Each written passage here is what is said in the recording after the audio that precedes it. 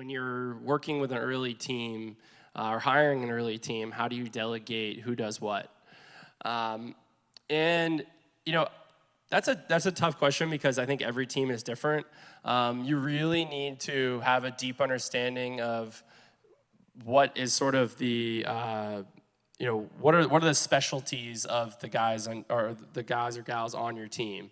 I think for us it was something like it became very obvious what I was going to be good at compared to what my co-founder Zach was good at. But I'll tell you, for anything that was really important, we always worked on it together. And I think like one piece of advice I'd give on that is like, don't feel like you need to like delegate so much early on.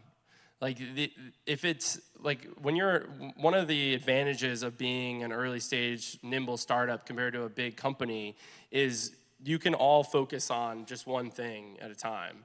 And so if you're trying to like delegate too much, or what I've heard called, once our company became big, we'd say all the time, oh, let's divide and conquer and do those things.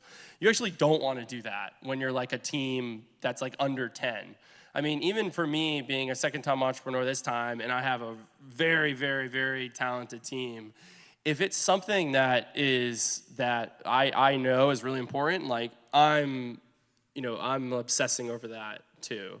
And so I think as far as, the whole early stage delegation, I'd almost say like delegate less, because you never know when you're gonna be digging into something that you're gonna be like, wow, like I just discovered this huge thing.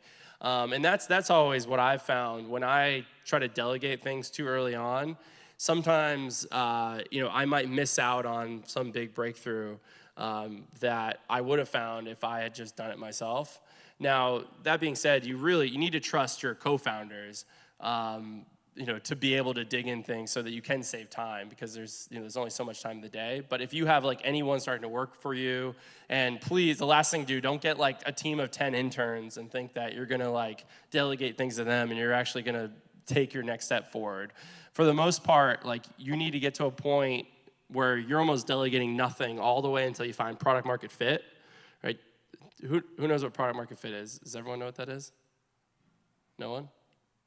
Okay, I should definitely define that. Okay, so product market fit is usually like the key moment when you actually move out of seed stage into being able to start scaling, because it basically means that you've built a product that whatever customer you focus on actually wants, right?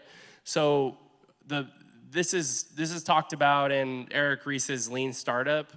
Who's read Lean Startup? Okay, like half the group. If you guys want to, if you guys are seeking to start a company, you should read. That's a really good book to start with. That's a good place to start, and it helps you not waste time. Like that's a really good book. But basically, what they talk about in that book is that product market fit is sort of this key moment where the way that you would define it is when 40% of your customers feel like they can't live without your product. Okay? If you can't get to the point of when 40% of the people who are using you, if let's say you just, you failed, or you went bankrupt or whatever and you didn't exist, if they're not upset about that, if they can just switch over to something else and their lives don't change, you haven't found product market fit yet. So up until that sort of key moment when you've reached product market fit, you should be delegating very little. And unless it's like something that has nothing to do with finding product market fit, right? Let's say it's like, I don't know, like some sort of administrative work, or maybe you work in a regulated market or something like that. Like none of those things, like by learning how to file some paperwork with the state, that's not gonna help you find product market fit. So maybe stuff like that, you might be able to delegate, things that don't matter in my mind, right? But the only things that matter at seed stage is you getting closer to having your product fit whatever your target market is, whoever your customer is. If you don't have a point where those two things match, that should be like what you're obsessing over day and night. As far as on the fundraising side of things go, you should essentially just be trying to, use the least amount of money possible, give the least away, give the least amount of your company away up until you get to product market fit. Because if you give too much of your company away while you're trying to do that, by the time you find product market fit, which allows you to actually start scaling and growing the company, you might not be able to get really good investors in because you already given away too much of your company, and now they're not going to be interested.